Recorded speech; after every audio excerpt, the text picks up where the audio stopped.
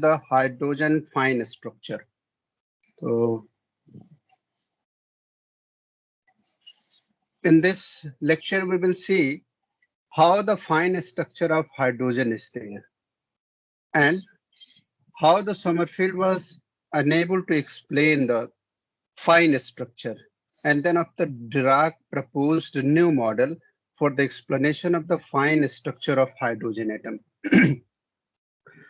So friends, uh, let us see that what is the spin orbit interaction, because ultimately the goal is here to explain the fine structure, and that is due to the spin orbit interaction of the electron which is revolving in the optical orbit of the element or the material, whatever we are considering as an example. So the spin orbit interaction is an interaction between the electron's spin, magnetic dipole moment, and the internal magnetic field of an atom, which is arises from the orbital motion of electron through the nuclear electric field. So I think the second part of this statement you are understanding. Priya Gupta? Priya? Yes, sir. In this statement or in this bullet point, two things has been mentioned. Number one, that spin orbit interaction depends on the spin's magnetic dipole moment and the internal magnetic field of the atom. तो internal magnetic field of atom क्यों होता है किसी atom में? किसी atom का magnetic field क्यों होता है?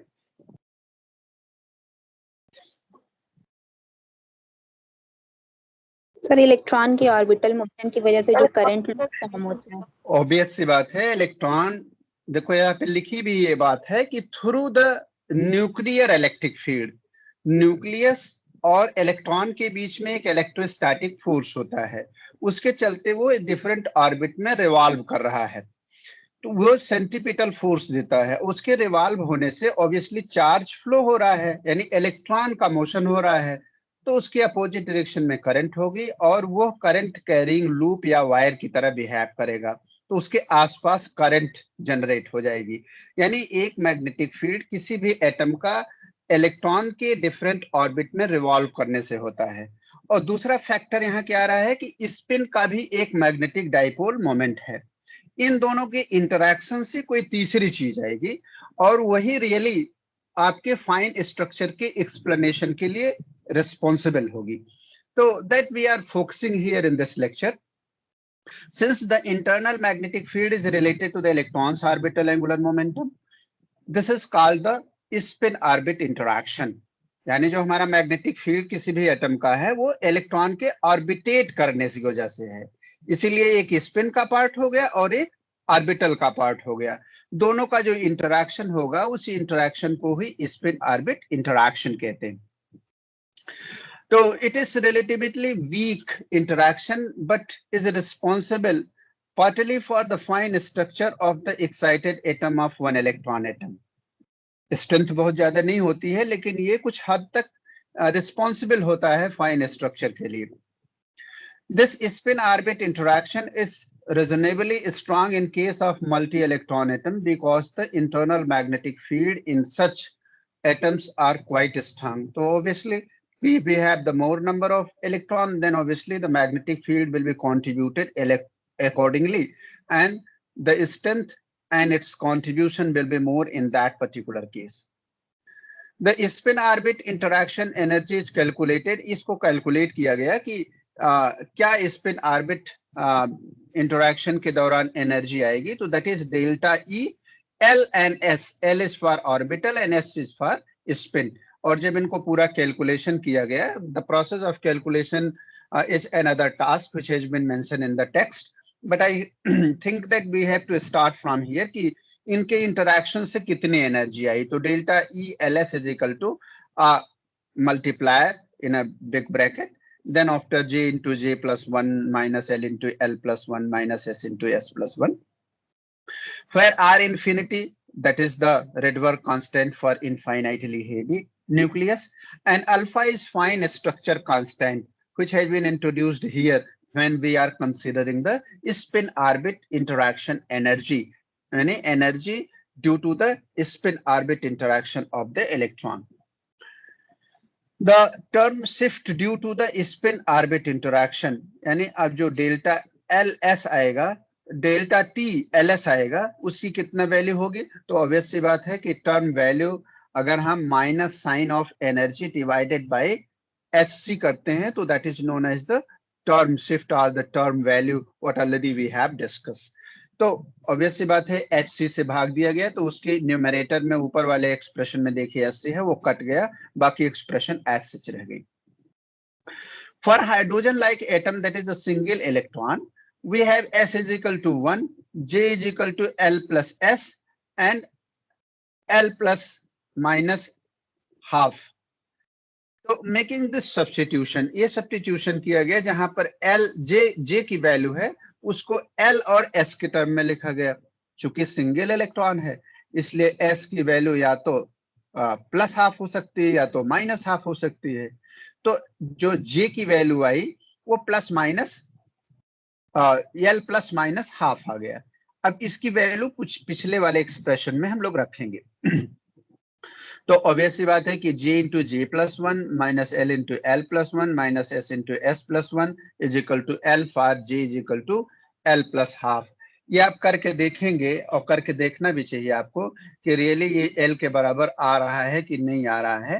तो आप इसमें रखें जहां J है वहां पर L प्लस हाफ करें, फिर अंदर में J की जगह पे L प्लस हाफ लिखें, फिर माइनस में L एज सच रहेगा, फिर S की वैल्यू हाफ आपने लिए ही है यहाँ पर. तो इस तरीके से जब इसकी वैल्यूज रखेंगे तो you will get the L. And similarly if you will write L minus half then that is minus L plus one for J is equal to L minus half. तो द शिफ्ट करस्पॉन्डिंग टू, अब हमें ये देखना है कि इन दोनों के corresponding, यानी अब J की दो वैल्यूज आ गई, अब इन J की दो वैल्यूज के करस्पॉन्डिंग पहली वैल्यू के करस्पॉन्डिंग कितना एनर्जी शिफ्ट है और दूसरे के करस्पॉन्डिंग, और फिर दोनों के बीच में डिफरेंस कितना है, क्योंकि यही जो डिफरेंस है ये डिसाइड करेगा कि इनकी ट्रांजिशन लाइंस का क्या रीडिस्ट्रीब्यूशन होगा या रीजनरेशन होगा. तो that we have to see here. तो this delta T dash LS is equal to minus R infinity Z to the power 4 alpha square and upon 2n cube L into L plus half into L plus 1 into L. ये value आई.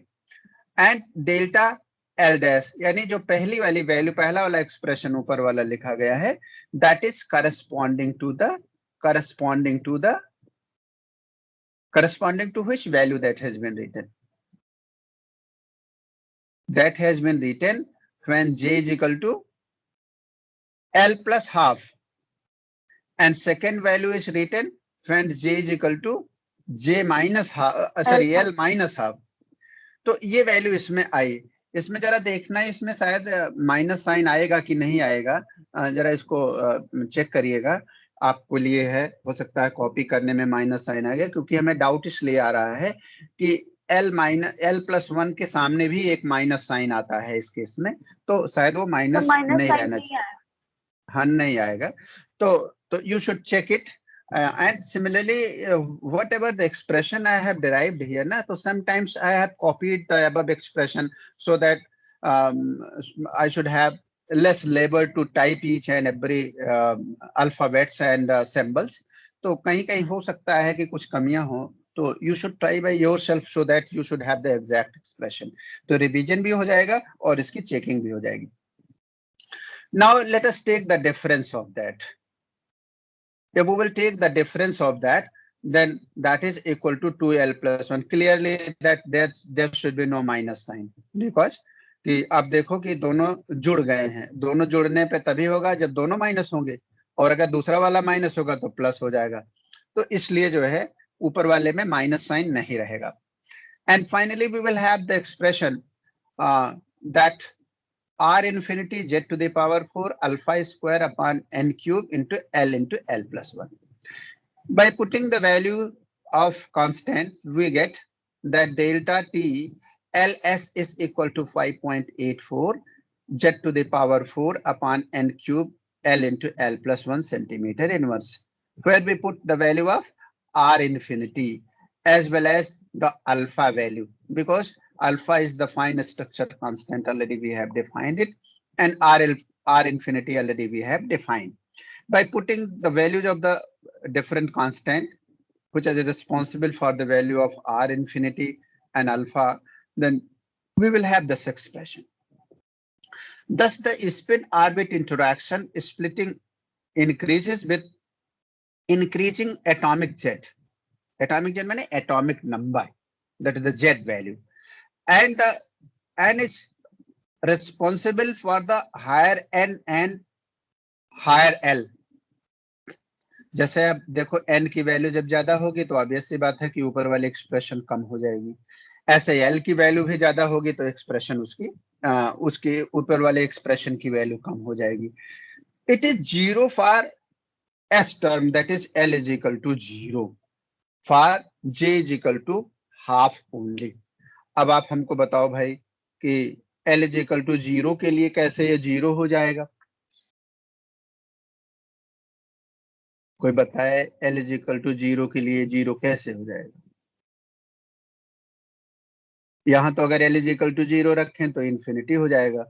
इसको जानने के लिए आपको थोड़ा सा पीछे चलना पड़ेगा, और पीछे चलने के बाद जब आप इसके एक्सप्रेशन पे जाओगे, यहाँ पर जो फाइनल एक्सप्रेशन डेल्टा एलएस के लिए लिखा हुआ है, तो इसमें जब भी आप इन एक्सप्रेशन को निकालेंगे तो एक एक्सप्रेशन ऐसी आएगी जो फाइनली इनको एल के टर्म में आएगी. एक जगह है, इनका जो डिनोमिनेटर है और न्यूमरेटर है उनकी वैल्यूज को देखना पड़ेगा. उनका एक एक्सप्रेशन है, पर हम इसमें लिखे नहीं हैं, उनमें एल ऊपर ही आता है, तो इनका जो सोर्स इक्वेशन है इनको डिराइव करने के लिए वही ये 0 हो जाता है. इसलिए जो एस स्टेट के लिए एक्सप्रेशन ये मानी गई है वो मानी गई है कि for L is equal to 0 for which J is equal to half, यानी जो पिछला वाला एक्सप्रेशन है जब आप उसमें जे की वैल्यू हाफ रखेंगे और एल इज इक्वल टू 0 रखेंगे तो ऑब्वियस सी बात है कि जो एनर्जी शिफ्ट के लिए एक्सप्रेशन आया है पिछले वाले में रख करके देखना तुम लोग, तो वो ऑटोमेटिकली 0 हो जाएगा. और ये जो सारे डेरिवेशन आपने किए हैं डेल्टा टी डैश के लिए या डेल्टा टी डबल डैश के लिए, ये these are based on the delta E L S, और जब ई एल एस ही 0 हो जाएगा तो ये सारे एक्सप्रेशन ऑब्वियसली 0 हो जाएंगे. इसलिए ये बात लिखी हुई है यहाँ पर कि it is 0 for S term, that is L is equal to 0 for which L is equal to half. Beside the energy shift due to the spin-orbit interaction, the relativistic effect is equally important, as it produces the energy shift in the hydrogen atom comparable to those produced by the spin-orbit interaction. देखो एक बात और भी इसमें आई, वो क्या है? उसमें यह है कि जो relativistic correction समरफील्ड ने प्रपोज किया था, किसी भी इलेक्ट्रॉन के स्पिन ऑर्बिट इंटरैक्शन के साथ साथ जो रिलेटिविस्टिक इफेक्ट है उसको हम इग्नोर नहीं कर सकते हैं. Why? Because that is comparable to the spin orbit interaction, especially in case of hydrogen here. तो using the quantum mechanical treatment, the relativistic term shift is delta T R is equal to R infinity Z to the power 4 alpha square n cube with in bracket 1 upon L plus half minus 3 upon 4n, where R infinity is the Rydberg constant for an infinitely heavy nucleus and alpha is the fine structure constant. ये correction हम पहले इसको पढ़ चुके हैं कि relativistic effect के कारण टर्म वैल्यू में क्या करेक्शन आएगा. तो हमारे पास करेक्शन पूरा जो करेक्शन होगा उसके लिए रिस्पॉन्सिबल 2 टर्म हो जाएंगे. नंबर 1, स्पिन ऑर्बिट इंटरैक्शन की वजह से टर्म वैल्यू में कितना डिफरेंस आ रहा है, और रिलेटिविस्टिक करेक्शन या रिलेटिविस्टिक इफेक्ट की वजह से कितना आ रहा है. जब हम दोनों को जोड़ेंगे तब हमें ओवरऑल इसका एनर्जी शिफ्ट या टर्म वैल्यू की वैल्यू पता चलेगी. तो that we did here.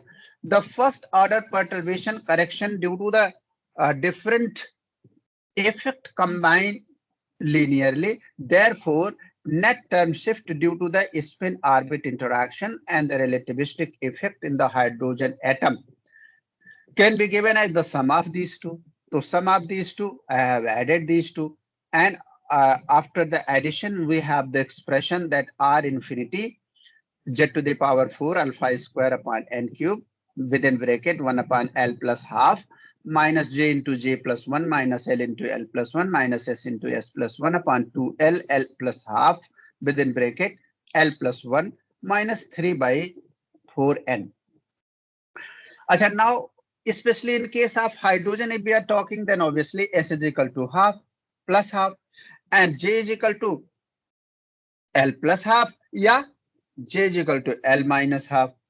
In turn, we obtain, if we are putting these values, then we will have that J into J plus 1 minus L into L plus 1 minus S into S plus 1 is equal to L for J is equal to L plus half, and that is equal to minus L plus 1 for J is equal to L minus half. इसको आप करके स्वयं check करिए कि भाई really ये L होता है या नहीं होता है, ये माइनस L plus 1 होता है नहीं होता है, ये हमारे कहने पर आप मत आइएगा, you should check it.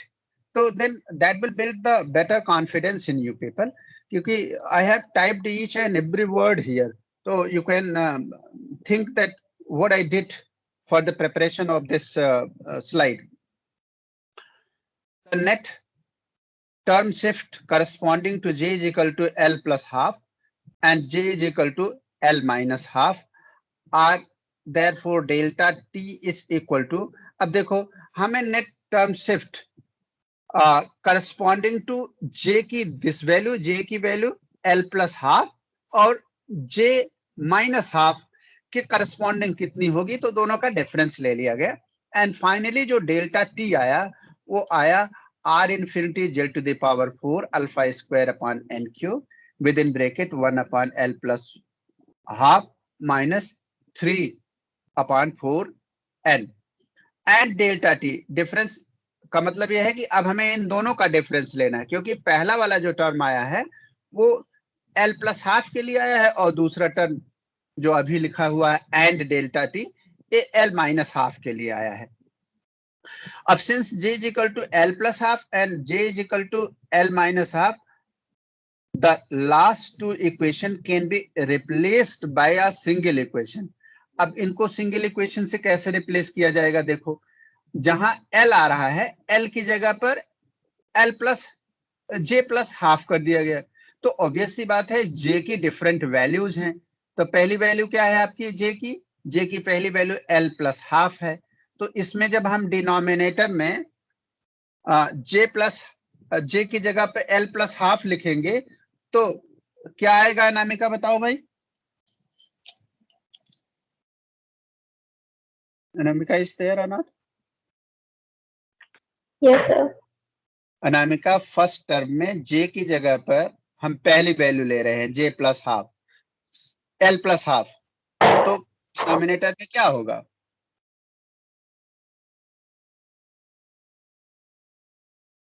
अरे देख के बताओ ना, J जहां है वहां L प्लस हाफ लिखो तो क्या आएगा?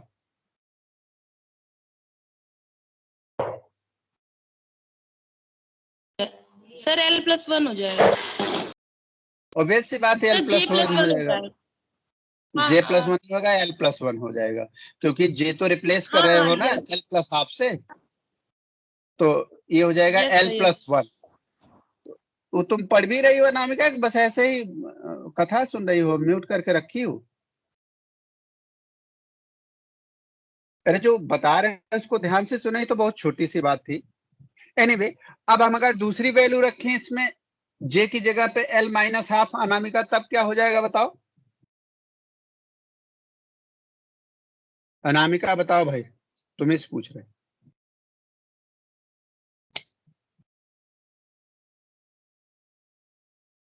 हमारी बात सुनाई पड़ रही कि नहीं तुमको अनामिका? Yes, sir. अरे बोलो तो, कुछ बताओ, कुछ समझ में आ रहा है तुमको कि नहीं? J की जगह पे L माइनस 1 रखोगे तो क्या आएगा? Sir, L. L आएगा तो L बताओ ना, हम भी समझे कि कुछ समझ रही हो तो. आवाज आवाज नहीं जा रही थी। अच्छा अच्छा, चलो। This equation is identical with the Sommerfeld relativistic equation for the energy level of the hydrogen-like atom, except J plus half is replaced by K. अब आप अगर सोमरफील्ड इक्वेशन को याद करें तो वहां जो टर्म शिफ्ट आया हुआ था, वो जो पहला टर्म इसमें आया है जहां पर 1/J प्लस हाफ हुआ है, उसी के जगह पे K हो गया था। और K की वैल्यू डिफरेंट ऑर्बिटल, जो इसका इलिप्टिकल ऑर्बिट कंसीडर करके उन्होंने बताया था, वो कॉन्सेप्ट लिया था।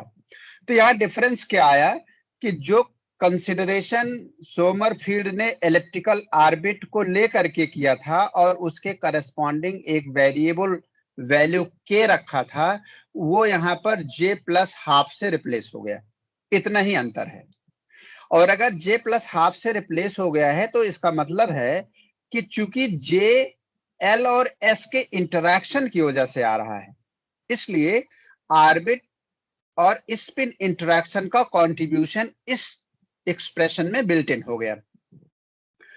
तो ऑब्वियसली बात है कि आपके पास दो एक्सप्रेशन आए, एक सोमरफील्ड का जो नीचे लिखा हुआ है, एक डिराक के द्वारा आया जो ऊपर करेक्शन के बाद दिया गया है। अब इन दोनों का हम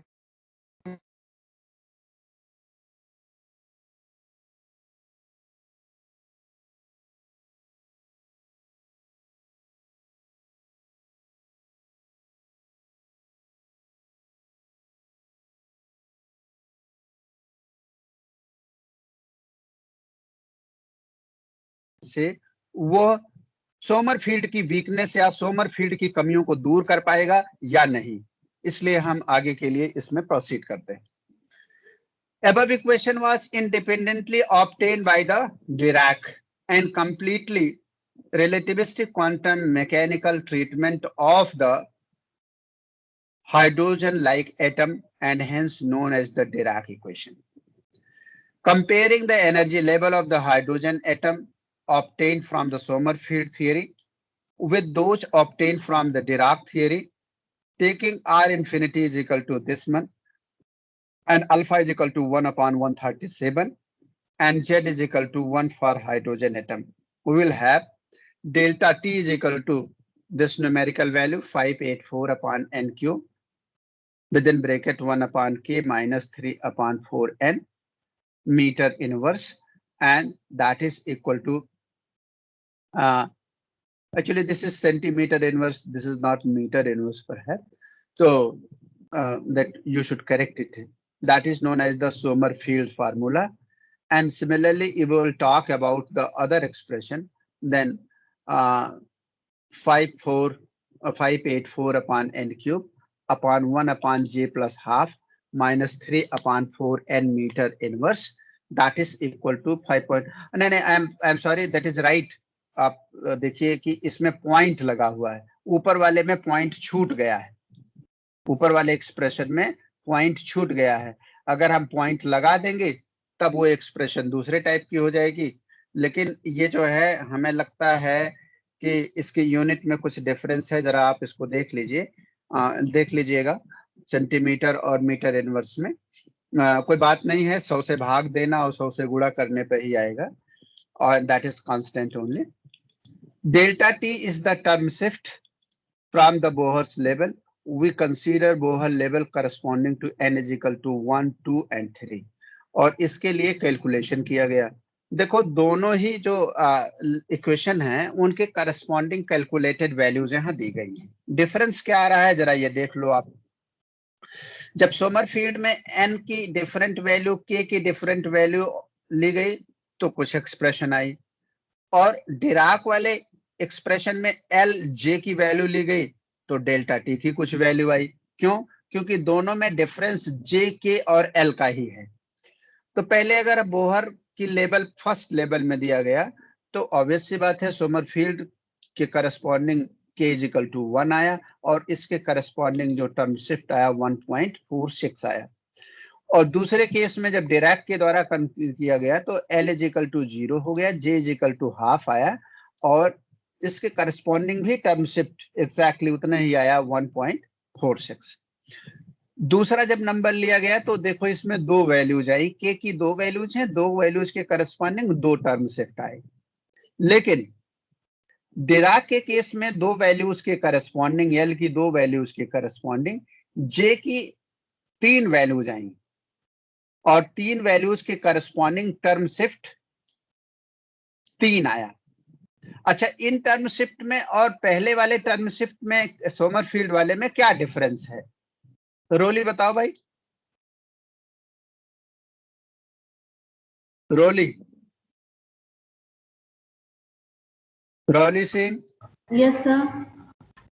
आप बताइए कि डिराक के द्वारा जो कंसीडर किया गया टर्म शिफ्ट लिया गया उसमें और सोमरफील्ड में n इक्वल टू 2 की करस्पॉन्डिंग क्या डिफरेंस आया?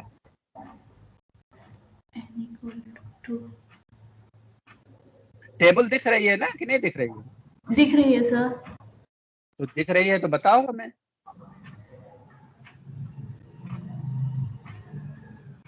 पूजा तो बताओ, Puja Kumari. Yes sir.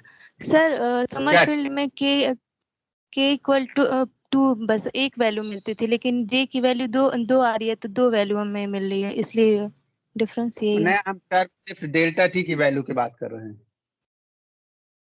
Yes sir. Sir एक वैल्यू तो सेम है 0.091 और एक वैल्यू डिफरेंट है, मतलब एक एक्स्ट्रा वैल्यू आ रही है 0.456। वो भी तो सेम ही है, कहाँ डिफरेंट है? वो सर भी एक तो डिफरेंट। एक्स्ट्रा एक और वैल्यू आ रही है ना, तो हाँ, फिर मतलब दो बार आ गई है, दो बार आ गई है ना, यस यही सर। बात हुई। Yes sir. यस दो सर। बार आ गई, इसका क्या मतलब हो गया? डीजेनरेट हो गई। डीजेनरेशन इसको कहते हैं, इसी को कहते हैं डीजेनरेसी, यानी एक एनर्जी लेवल दो बार आ रही है ना। लेकिन ये तो यस संजोग है कि इस केस में दोनों कोइंसाइड कर रहे हैं। ये संभावना अभी है कि जे के करस्पॉन्डिंग जो ये तीन वैल्यूज आ रही हैं, कोई जरूरी नहीं है कि लास्ट वाली दोनों वैल्यूज कोइंसाइड करें। तो संभावना एक ये बन गई कि इसकी स्प्लिटिंग फर्दर हो सकती है। इसमें तीन लेवल हो सकते हैं डिराक वाले पे, और सोमरफील्ड में दो ही लेवल पॉसिबल हैं। और डिराक में तीन लेवल तो हो ही रहे हैं, भले ही दो लेवल कोइंसाइड कर रहे हैं। ऐसे ही जब n इक्वल टू 3 के लिए ले रहे हैं तो इसमें क्या डिफरेंस आ रहा है भाई, बताओ नीलाक्षी।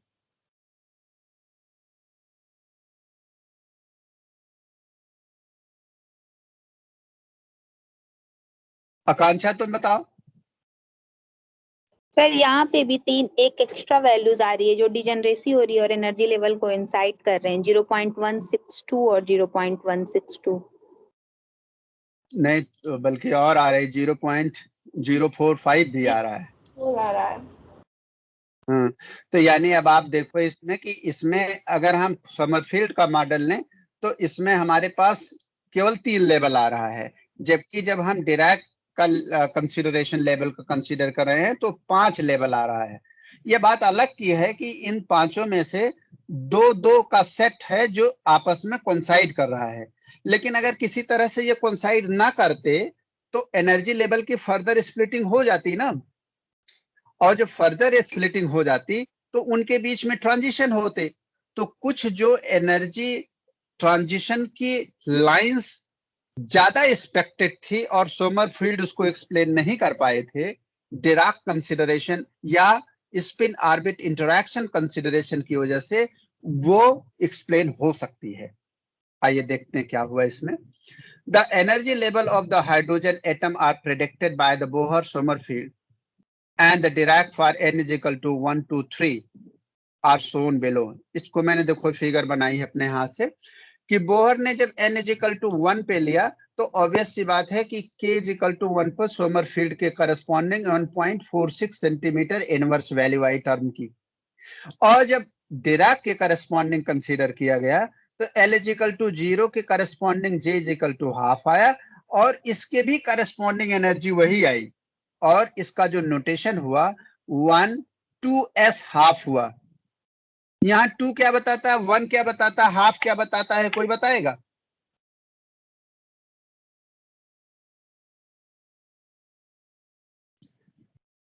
अभय,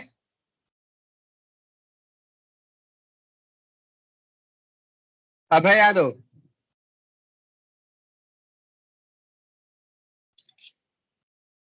सुशांत,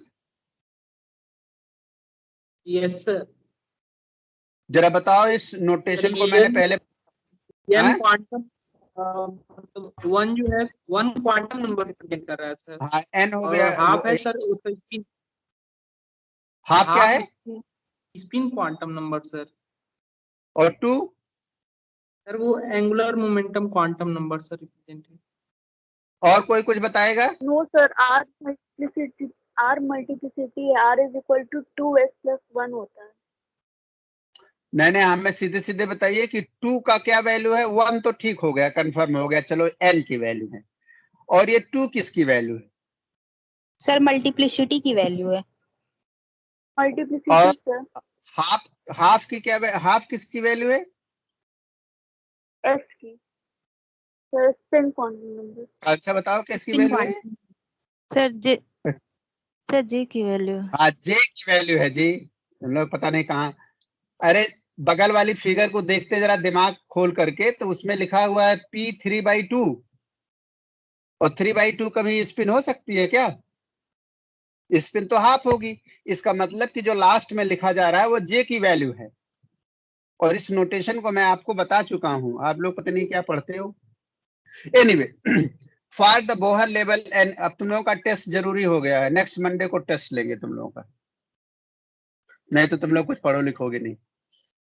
हम सोचे थे कि पूरा ये कंप्लीट करके टेस्ट लें, लेकिन हम नेक्स्ट मंडे को आपका टेस्ट होगा, आप ध्यान से पढ़ लीजिएगा। और पेपर हम अपने स्टैंडर्ड में बनाएंगे और उन क्वेश्चन में 1-2 नेट में भी आएंगे, ऐसा क्वेश्चन पेपर बनाएंगे। तो Bohr level n is equal to 2 के करस्पॉन्डिंग k की वैल्यू 2 होगी और k की वैल्यू 1 होगी सोमरफील्ड के हिसाब से। उसके करस्पॉन्डिंग जो टर्म वैल्यू कंसीडर की गई या निकाली गई, कैलकुलेट की गई, 0.091 सेंटीमीटर इनवर्स और 0.456 सेंटीमीटर इनवर्स हुआ। इसके करस्पॉन्डिंग अगर हम देखें तो k इज इक्वल टू 2 के corresponding l is equal to 1, j is equal to 3/2 और इसके करस्पॉन्डिंग एक वैल्यू आई, केवल एक value I, that is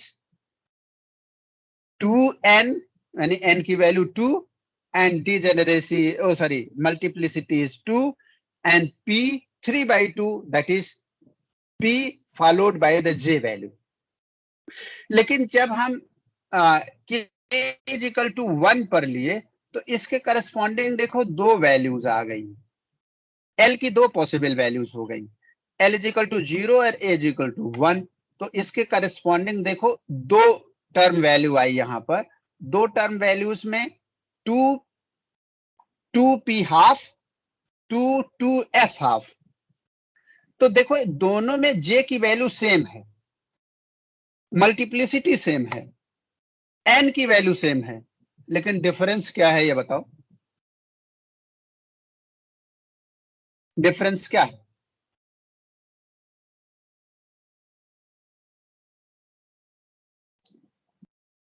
Sushant, इसमें डिफरेंस क्या है बेटा बताओ?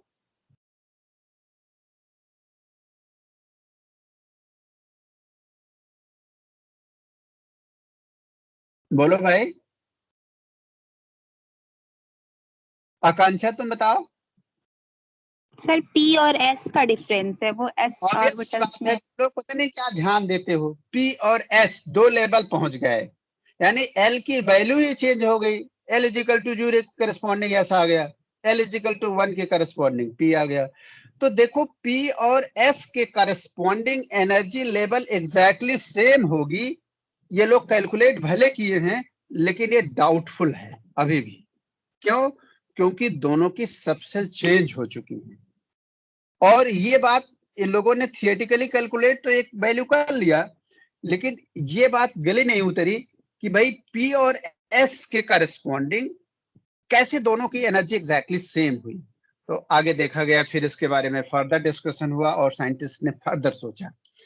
The energy level of the hydrogen atom are predicted by the Bohr-Sommerfeld and Dirac for n is equal to 1, 2, 3 are shown in the figure. ये n is equal to 3 के corresponding वही चीज consider की गई, वही चीज दिखाई गई। और इसमें ये देखा गया कि n इज इक्वल टू 3 के करस्पॉन्डिंग केवल एक एनर्जी लेवल आया, उनके करस्पॉन्डिंग जो टर्म वैल्यू की वैल्यू आई वो जो समरफील्ड ने कैलकुलेट किया वही डिराक के करस्पॉन्डिंग भी आई। फिर दूसरी value k is equal to 2 के करस्पॉन्डिंग 0.054 सेंटीमीटर इनवर्स आया, लेकिन इसके करस्पॉन्डिंग दो टर्म यहाँ पर आए हुए हैं, एक आया है 32d 3/2 एंड 32p 3/2। यहाँ भी वही बात है, डिफरेंस किसका है? p और d का डिफरेंस है, यानी l बदल गया है और l बदलने से ऑर्बिट बदली हुई है। और दो ऑर्बिट भले ही उसकी सारी कंडीशन सेम हो लेकिन उनकी एनर्जी में कुछ डिफरेंस जरूर होगा। इनके कैलकुलेशन में ये नहीं आ रहा है, लेकिन ये डिफरेंस पॉसिबल है कि हो, नहीं भी हो सकता है, इतना डिफरेंस हो, इतना माइन्यूट हो कि वो नेग्लिजिबल हो सकता है, लेकिन डिफरेंस होने की संभावना है। Similarly for k is equal to 1 we have two terms here, although the energy whatever calculated by the Dirac and Sommerfeld is exactly same. Now the difference between the result of two theories is that the Dirac but not Sommerfeld predicted a double degeneracy of most levels because the energy depends on the quantum number n and j, but not on the quantum number L only. देखो, although J is comprising the L and S both values, but directly the energy states and degeneracy as well as the energy level depends on the J value, rather L value. क्यों?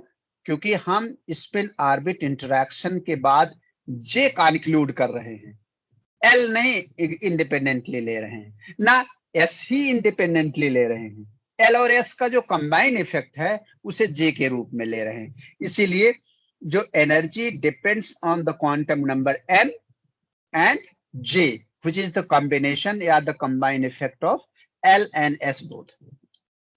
Generally two values of L corresponding to same J, hence Dirac theory predict that most level are really double.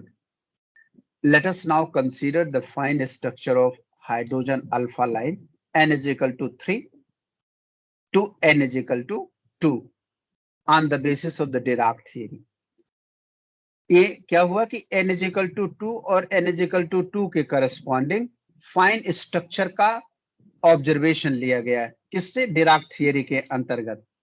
The fine structure energy level are deduced above with proper spacing in the term of centimetre inverse. और ये देखा गया कि कितना कितना difference है different energy में centimetre inverse के टर्म में, उसको डेजिग्नेट किया गया, उसे प्लाट किया गया। तो क्या प्लाट हुआ? तो ये चीज आई यहाँ पर देखो कि भाई k is equal to 3 to 1 के करस्पॉन्डिंग क्या डिफरेंस डिफरेंट में आ रहा है, फिर n इज इक्वल टू 2 के corresponding k is equal to 1 के करस्पॉन्डिंग कितना डिफरेंस आ रहा है, और इनके करस्पॉन्डिंग डिराक ने जो 3 2d 5/2 3 2d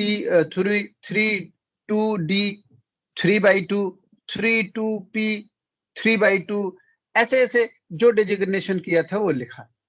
और इसमें जो सिलेक्शन रूल है ट्रांजिशन का वो लगाया गया कि delta L is equal to +-1 और delta J is equal to 0 और +-1, but 0 to 0 transition in case of J is not possible. तो इसके करस्पॉन्डिंग ट्रांजिशन की ये एनर्जी लेवल्स आई और इनके करस्पॉन्डिंग जब इसको प्लॉट किया गया तो ये देखा गया कि भाई हाइड्रोजन का जो फाइन स्ट्रक्चर है वो इस तरीके के स्पेक्ट्रल लाइंस दे रहा है। Although these are very close to the experimental value, but not exactly same as what observed experimentally. यानी इसमें भी कुछ कमियां रह गई। Although its approach was very close to the experimental values of the same. तो इसके corresponding क्या किया गया भाई? The selection rule allow 5 transition resulting in 5 component spaced as shown above कि इनके बीच में क्या क्या स्पेसिंग है। The relative intensity of these components have been calculated on the assumption that all the quantum states corresponding to n is equal to 3 are equally excited. देखो ये बात यहां पर कंसीडर की गई है ट्रांजिशन लेते समय कि the relative intensity of these components have been calculated on the assumption that all the quantum states corresponding to n is equal to 3 are equally excited. जबकि ये बात 100% सही है या नहीं सही है, इसको आगे हम डिस्कस करेंगे. Disagreement with the experimental observation. RCW extensively studied the fine structure of hydrogen alpha lines with the experimental observation and found the following disagreement. क्या क्या था भाई? The component first A was observed to the weaker than second V, which is in the contradiction with the theory. जो theory propose कर रही थी कि first ए और सेकेंड वी का जो इंटेंसिटी है, उनमें जो कनेक्शन या उनमें जो रिलेशन थियरी बता रही थी, that was contradictory to the experimental value. Number 1 point. Similarly, the component third B was observed to be much more stronger than the predicted theoretically. This deviation could, however, be explained as due to the unequal excitation of n is equal to 3 level. जो मैं अभी आपको बता रहा था कि ये assumption जो उसमें माना गया था कि n is equal to 3 के corresponding सभी जो लेवल हैं वो इक्वली एक्साइटेड है, ये बात सही नहीं है. और जब तक ये कंसीडर नहीं करेंगे तब तक जो रिलेटिव इंटेंसिटी का प्रेडिक्शन है थियोरेटिकली और जो ऑब्जर्व किया गया एक्सपेरिमेंटली, दोनों में मैच नहीं लाया जा सकता है. The separation between the two main component, ये भी एक बहुत बड़ी बात थी कि first A and second B के बीच में जो डिफरेंस आया वो 0.1319 सेंटीमीटर इनवर्स आया. Similarly, the separation between second B and third B was observed to be 0.134 centimetre inverse, जबकि इसकी वैल्यू होनी चाहिए 0.108 सेंटीमीटर इनवर्स जो एक्सपेरिमेंटली ऑब्जर्व हुआ. ये दो बातें कॉन्ट्रोडिक्टरी रह गई, डिसएग्रीमेंट रह गया. एबेनेट कि डिराक ने बहुत सफाई से और सारे कंसिडरेशन किए थे, फिर भी जहां तक सोच पाए थे उस सोच के बावजूद भी ये कमियां रह गईं. इन कमियों को दूर करने के लिए एक और आइडिया आई, वो मैं आपको बता दे रहा हूं कि पास्टरनैक in 1938 pointed out that the discrepancy in the separation between the main component of S alpha line could be explained by assuming that 2s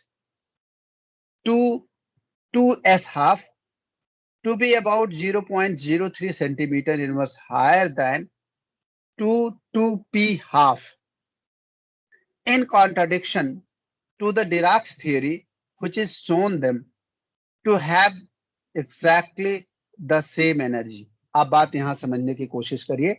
जो बात मैं अभी आपसे पहले कह रहा था कि S लेवल और P लेवल की एनर्जी एग्जैक्टली बराबर होंगी, यह संभव नहीं है. भले से वो n इज इक्वल टू बराबर वैल्यू पर हो, J की वैल्यू भी बराबर हो, स्प्लिट मल्टीप्लिसिटी भी बराबर हो, लेकिन P और S दोनों L इज इक्वल टू 0 और L इज इक्वल टू 1 के करस्पॉन्डिंग है, दो सबसेल है, इसलिए उनकी एनर्जी में डिफरेंस है. और ये पास्टरनैक ने ये बताया कि भाई ये जो है इन दोनों के बीच में डिफरेंस रहेगा, वो दोनों डीजेनरेट एनर्जी एक साथ नहीं अपीयर करेंगी. और उन्होंने कैलकुलेट करके बताया भी और ऑब्जर्व करके भी कि ये 0.03 सेंटीमीटर इनवर्स हायर होगा, एस और पी में इतने का डिफरेंस होगा. लेकिन this was contradictory to the Dirac's theory, क्योंकि डिराक ने दोनों के corresponding exact energy level consider करी थी. लैम्ब एंड रदरफोर्ड और लैम्ब ने 1947 में एक एक्सपेरिमेंट किया and they prove the correctness of this assumption.